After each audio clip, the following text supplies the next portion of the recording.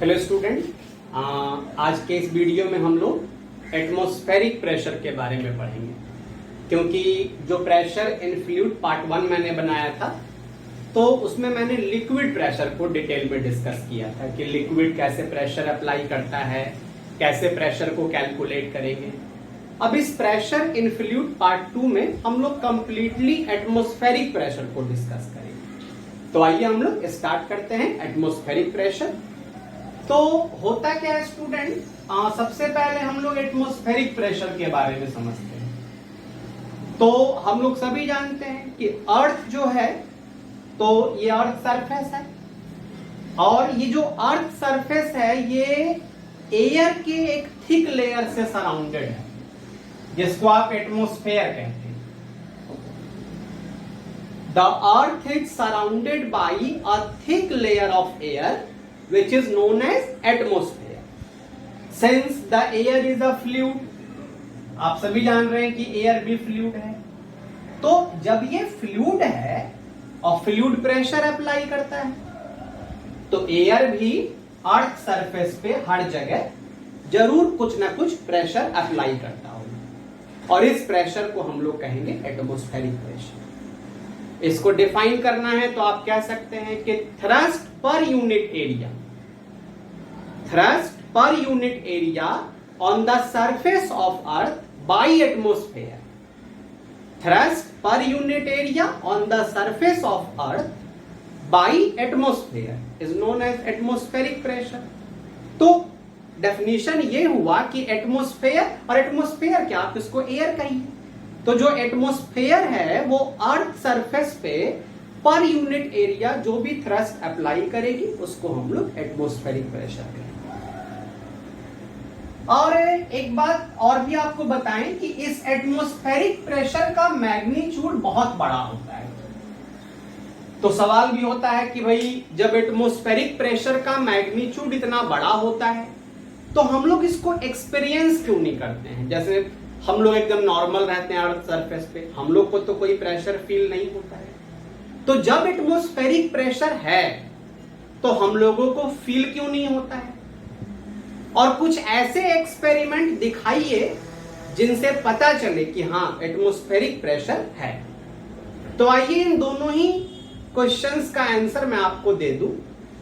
First तो ये कि जब एटमॉस्फेरिक प्रेशर इतने बड़े मैग्नीट्यूड में है, अभी मैं आपको लिख के दिखा देता हूं, ये 1.013 इंटू 10⁵ पास्कल, ये है एटमॉस्फेरिक प्रेशर का मैग्नीट्यूड। तो जाहिर सी बात है कि ये बहुत बड़ा है।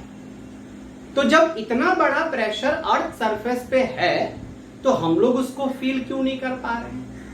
तो इसका आंसर ये है स्टूडेंट कि ह्यूमन बॉडी के अंदर ब्लड प्रेशर होता है, और जितना हमारा ब्लड प्रेशर है आउटवर्ड, उतना ही हम पे एटमॉस्फेरिक प्रेशर है इनवर्ड। ये समझ लीजिए कि नेचर का क्रिएशन है कि ह्यूमन बॉडी के अंदर या जो भी चीज अर्थ सरफेस पे जो भी क्रिएचर एग्जिस्ट कर रहा है, लिविंग है, उसके अंदर से ब्लड का जो प्रेशर है ठीक उसी इक्वल मैग्नीट्यूड का प्रेशर बाहर से एटमॉस्फेयर एग्जर्ट कर रहा है।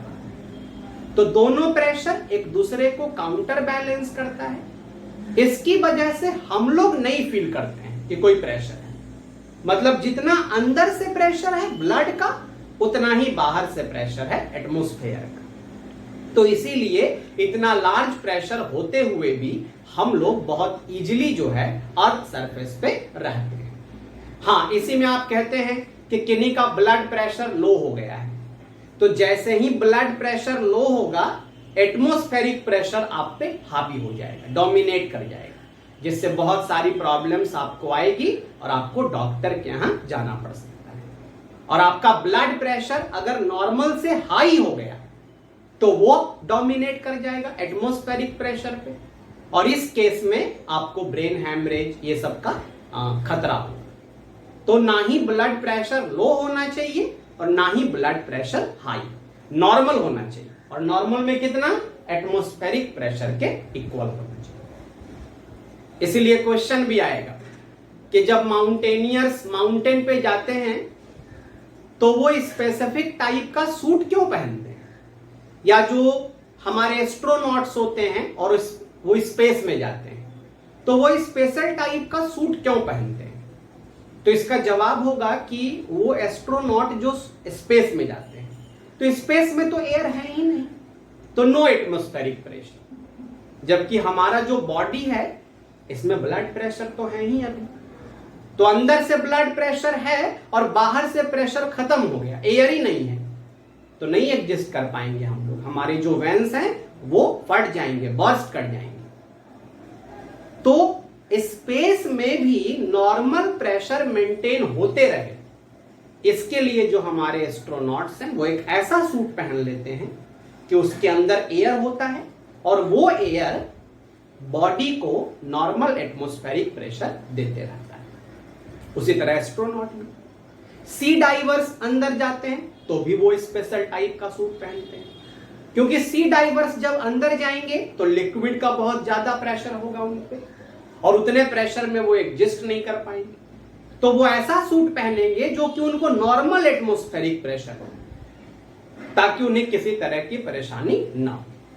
बहुत अधिक हाइट पे जाने पर आपको नोज ब्लीडिंग होगा, इसीलिए होगा कि आप जब हाइट पे जाएंगे तो जितनी ज्यादा हाइट पे जाएंगे एयर प्रेशर उतना कम होगा, जितनी ज्यादा हाइट पे जाएंगे एटमॉस्फेरिक प्रेशर उतना क्या हो जाएगा, कम, क्योंकि वहां एयर ही नहीं है। और एटमॉस्फेरिक प्रेशर कम हुआ तो बताया मैंने आपको ब्लड प्रेशर डोमिनेट करेगा।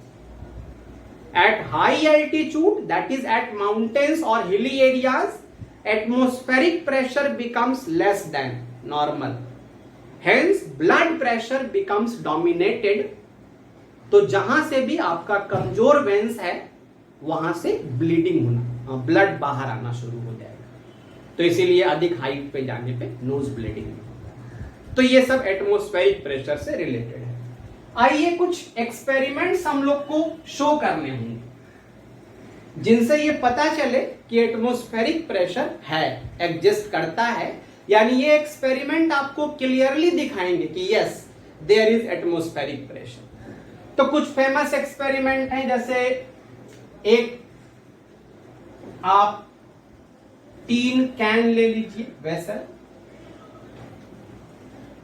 और इसमें आप थोड़ा सा पानी ले लीजिए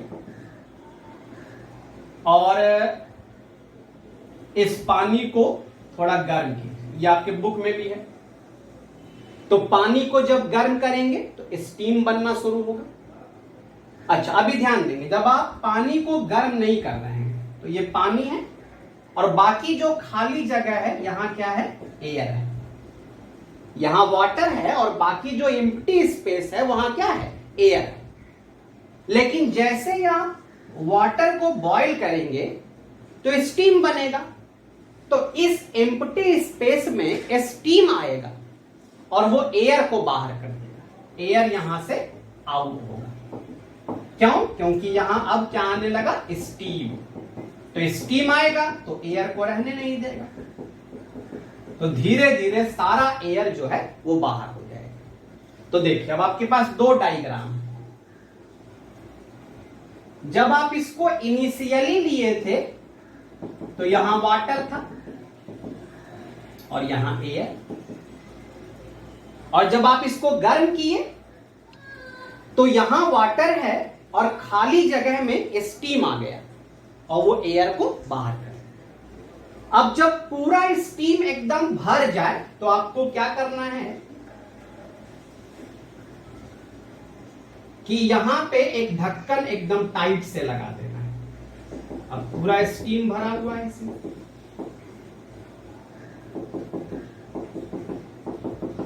और अभी कुछ वाटर भी है। अब इसको आप बॉयल करना बंद कर दीजिए और इस पे डाल दीजिए ठंडा पानी, कोल्ड वाटर। तो जब ठंडा पानी आप डालिएगा तो ये स्टीम क्या होगा, फिर से वाटर बन जाएगा, कोल्ड हो। जब ठंडा पानी डालिएगा तो स्टीम जो है वो फिर से क्या बन जाएगा, वाटर। तो जब स्टीम वाटर बन गया तो ये पार्ट तो एकदम एम्प्टी हो गया। ध्यान से समझिए, पहले एयर था, हॉट गर्म करने पर स्टीम था खाली पार्ट में, लेकिन जैसे ही आप कोल्ड वाटर दिए ये स्टीम फिर से वाटर बन गया और ये पार्ट बिल्कुल खाली हो गया। अब जैसे ही आप ऐसा करेंगे ये जो कैन आप लिए हैं टीन का ये पिचक जाएगा। वाटर वाला पार्ट तो ठीक रह जाएगा, लेकिन जो एम्प्टी पार्ट है वो पिचक जाएगा। अब आप सोचेंगे क्यों पिचक गया सर? तो ये इसलिए पिचक गया कि एटमॉस्फेरिक प्रेशर था बाहर से, तो इस समय तो अंदर भी एयर था, तो अंदर से भी प्रेशर था, तो बैलेंस था। इस समय भी एटमॉस्फेरिक प्रेशर है, तो इस समय अंदर स्टीम था, तो स्टीम भी एक तरह का एयर ही है, तो अंदर से भी प्रेशर। लेकिन जब आप कोल्ड वाटर डाल दिए तो ये बिल्कुल एम्प्टी हो गया। अब एटमॉस्फेरिक प्रेशर तो बाहर से है, लेकिन यहां पे कुछ है ही नहीं। यहां तो है, इतना दूर में तो वाटर है तो प्रेशर लगा देगा, लेकिन यहां कुछ है ही नहीं, तो ये चिपक गया। तो इसका चिपकना ये प्रूफ करता है कि एटमॉस्फेयर प्रेशर एग्जर्ट करता है, नहीं तो ये पिचकता ही नहीं इस तरह से। तो ये क्रशिंग टीन कैन एक्सपेरिमेंट कहलाता है। ये आपके बुक में था, आप चाहें तो इसको नॉर्मल तरीके से भी कर सकते हैं। नॉर्मल तरीके से क्या है, बहुत इजी है। नॉर्मल तरीके में आप एक प्लास्टिक की बॉटल ले लीजिए, एम्प्टी बॉटल, तो आप देखेंगे कि ये अपने शेप में रहता है। क्यों भाई? तो बाहर से भी एयर प्रेशर एग्जर्ट कर रहा है और अंदर भी तो एयर है, तो अंदर से भी प्रेशर है। एयर जहां है वहां से प्रेशर है, तो ये अपने शेप में रहेगा। अब आप क्या करिए कि इसके एयर को अंदर से निकाल लीजिए, माउथ से भी निकाल सकते हैं या सक्शन पंप है तो उससे निकाल लीजिए। तो जैसे ही आप अंदर की हवा माउथ से ही निकालिए ना, ये पिचक जाएगा। थोड़ा शेप में आप देखेंगे डिफॉर्मेशन आने लगेगा, बॉटल पिचक जाएगा प्लास्टिक का।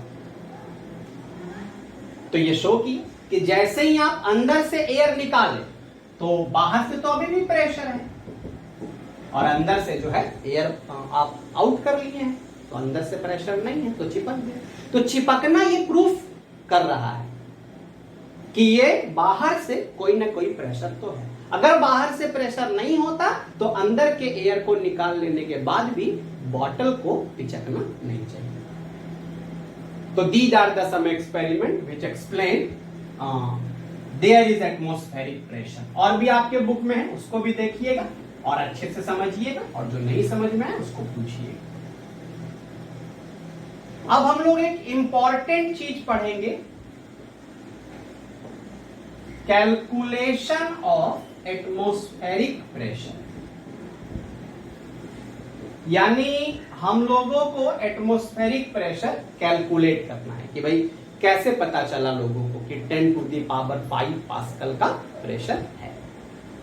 तो इस डायरेक्शन में जो सबसे पहला एफर्ट था वो साइंटिस्ट टॉरिसेली का था, और उन्होंने जिस पूरे सिस्टम से एटमॉस्फेरिक प्रेशर को मेजर किया उसको टॉरिसेली बैरोमीटर कहा जाता है।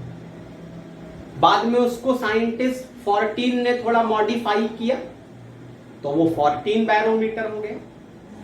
और आजकल अब एयर प्रेशर एक्सपीरियंस करने वाला बैरोमीटर आ गया, वो उसमें लिक्विड वगैरह की जरूरत नहीं पड़ती है, तो वो एनेरॉइड बैरोमीटर कहलाता है। मतलब वो सेंसर के थ्रू आपको बता देंगे कि कितना प्रेशर है। अब तो डिजिटल हो गया सारा कुछ। तो हम लोग ये जो पढ़ रहे हैं ये टॉरिसेली बैरोमीटर। तो उन्होंने क्या किया था, एक प्लेट लिया और इस प्लेट को मरकरी से भर दिया। इसके बाद एक ट्यूब लिया 1 मीटर, और इस 1 मीटर के ट्यूब को भी मरकरी से फिल किया, मरकरी। और फिर इसको अच्छे से, ये मान लीजिए ट्यूब है तो इसके माउथ को अच्छे से क्लोज करके और इसको ऐसे इन्वर्टेड करके और प्लेट में डाल दिया। तो फिगर कुछ ऐसा हो जाएगा। जब ट्यूब को इन्वर्टेड करके प्लेट में डालेंगे तो फिगर ऐसा। उन्होंने क्या देखा कि जैसे ही ट्यूब को प्लेट में ऐसे करके इन्वर्टेड करके डाले तो मरकरी धीरे धीरे प्लेट में फॉल करने लगा। जाहिर सी बात है, किसी भी ट्यूब को उल्टा कर दीजिएगा तो उसका लिक्विड जो है फॉल तो करेगा। तो फॉल करने लगा। लेकिन एक जो उन्होंने स्पेशल चीज देखा कि पूरा लिक्विड नहीं फॉल किया, ये 76 सेंटीमीटर की हाइट पे आकर रुक गया। उसके बाद फॉल ही नहीं कर रहा था। तो उन्होंने सोचा कि इसका रीजन क्या हो सकता है। आप लोग भी सोच सकते हैं कि आखिर 76 सेंटीमीटर पे आने के बाद फॉल रुक क्यों गया, इसके पहले क्यों नहीं रुका। तो इसका रीजन क्या हुआ स्टूडेंट कि देखिए यहां ओपन है तो यहां एटमॉस्फेरिक प्रेशर है। अब ध्यान से समझिएगा, ये लेवल ऊपर जाएगा तभी ये नीचे आएगा, क्योंकि प्लेट में जगह बनेगी तब तो ये लिक्विड प्लेट में आएगा। तो ये लेवल अगर ऊपर जाता है तो ये लिक्विड प्लेट में आएगा। अब अगर ये लेवल ऊपर ही नहीं जाए तो ये लिक्विड नहीं आएगा। तो कहने का मतलब ये हुआ स्टूडेंट कि 76 सेंटीमीटर पे जब ये आया तो ये लेवल ऊपर नहीं जा पा रहा है। अब क्यों नहीं जा पा रहा है आप तो समझ ही गए होंगे कि एटमॉस्फेरिक प्रेशर उसको रोके हुए है। यानी ये वाला प्रेशर और ये जो लिक्विड लगा रहा है प्रेशर दोनों इक्वल है। क्योंकि अगर थोड़ा भी ज्यादा कम होगा, अगर ये ज्यादा होगा मान लीजिए लिक्विड वाला, तो ये लेवल ऊपर चलेगा। अगर एटमॉस्फेरिक प्रेशर ज्यादा होगा तो ये लेवल नीचे आएगा, ट्यूब वाला लिक्विड ऊपर जाएगा। लेकिन दोनों एकदम बैलेंस है तो आप कह सकते हैं कि pressure of 76 centimetre mercury column is equal to atmospheric pressure. ये 76 सेंटीमीटर का जो मरकरी का कॉलम है और जो एटमॉस्फेरिक प्रेशर है वो एकदम इक्वल है, और नहीं तो ऊपर नीचे होना चाहिए था। अब बाकी तो आप जानते ही कि जो 76 सेंटीमीटर लिक्विड कॉलम का प्रेशर है वो बहुत इजीली निकाला जा सकता है, क्योंकि आप पहले से फॉर्मूला डिराइव किए हैं रो GH। तो मरकरी की डेंसिटी ये होती है G9.8 और 76 सेंटीमीटर है 2 मीटर, और इसी को कैलकुलेट करके स्टूडेंट इतना आ जाता है। तो ये हो गया आपका लिक्विड प्रेशर कैलकुलेट करने का मेथड, और इस पूरे इंस्ट्रूमेंट को कहते हैं सिंपल बैरोमीटर, जो टॉरी से ही बना है। फिर आप बुक में पढ़ेंगे तो इसी को थोड़ा मॉडिफाई, जैसे आपसे पूछेगा कि इस बैरोमीटर का ड्रॉबैक क्या क्या है, तो बहुत सारा ड्रॉबैक आप देख रहे हैं। ये प्लेट बिल्कुल ओपन है, डस्ट जा सकता है, कुछ भी जा सकता है, जिससे रीडिंग जो आपका है वो गड़बड़ हो सकता है। ट्यूब खुला है, टूट सकता है, फूट सकता है। कोई फिक्स स्केल नहीं है, बार बार आपको स्केल लगा के देखना पड़ेगा कितना हाइट है। तो दीज आर द ड्रॉबैक्स। और इसी ड्रॉबैक को साइंटिस्ट 14 जो है वो दूर किए। इसमें कवर लगा दिए, फिक्स स्केल लगा दिए, सब कुछ लगा दिए, तो फिर वो 14 बैरोमीटर हुआ। 14 बैरोमीटर में भी ड्रॉबैक रह गया। क्या ड्रॉबैक भाई? तो इसमें लिक्विड है, तो इसका जो ट्रांसपोर्ट है एक जगह से दूसरे जगह ले जाना वो मुश्किल था। शेप बहुत बड़ा था तो हैंडल करना मुश्किल था।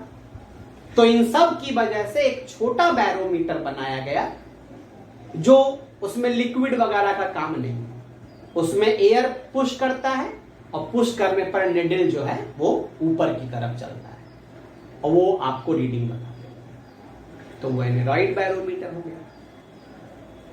अब देखिए स्टूडेंट, एक बहुत ही इंपॉर्टेंट क्वेश्चन इसमें है और वो क्वेश्चन ये है कि मरकरी ही क्यों यूज किया जाता है इस बैरोमीटर में।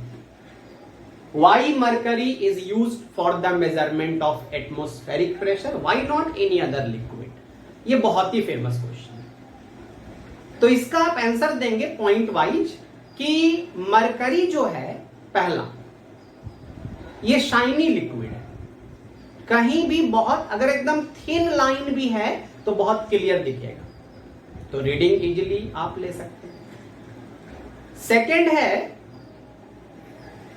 कि मरकरी ग्लास ट्यूब में वो स्टिकी नहीं है, मतलब कितना भी वो ऊपर नीचे हो ट्यूब के साथ चिपकेगा नहीं। नेक्स्ट आप कह सकते हैं कि मरकरी की डेंसिटी किसी और लिक्विड से ज्यादा है, तो आपका वो देखें ना 76 सेंटीमीटर में ही आपका बैलेंस हो गया प्रेशर। आप अगर दूसरा लिक्विड लेंगे तो वो हाइट बहुत ज्यादा होगा और आप बहुत वो इनकन्वीनियंट हो जाएगा, आप एटमॉस्फेरिक प्रेशर मेजर नहीं कर पाएंगे। मरकरी का बॉइलिंग पॉइंट, फ्रीजिंग पॉइंट, ये सब ऐसा है कि ये एक बड़े रेंज तक जो है काम कर सकता है।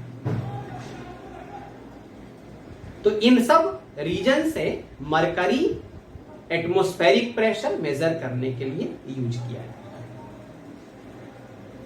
तो ये एटमॉस्फेरिक और इससे रिलेटेड जो बहुत सारी बातें थी तो वो तो मैंने पहले ही बता दी। तो अब इस चैप्टर यानी 4A और 4B दोनों का वीडियो आपके मेरे YouTube चैनल पे अवेलेबल हो गया है और इन दोनों को अच्छे से आप पढ़िए और क्वेश्चन आंसर्स बनाइए, न्यूमेरिकल्स, और जहां आपको दिक्कत हो वहां मुझसे पूछिए। और न्यूटन्स थर्ड लॉ का भी है तो उसको भी आप रिवाइज करिए और अच्छे से यूनिट टेस्ट 2 को दीजिए। तो आज के लिए इतना ही रहने दे रहे हैं और जो क्वेरी होगी आप उसको मेरे पर्सनल व्हाट्सएप पे पूछिएगा। Okay student, thank you.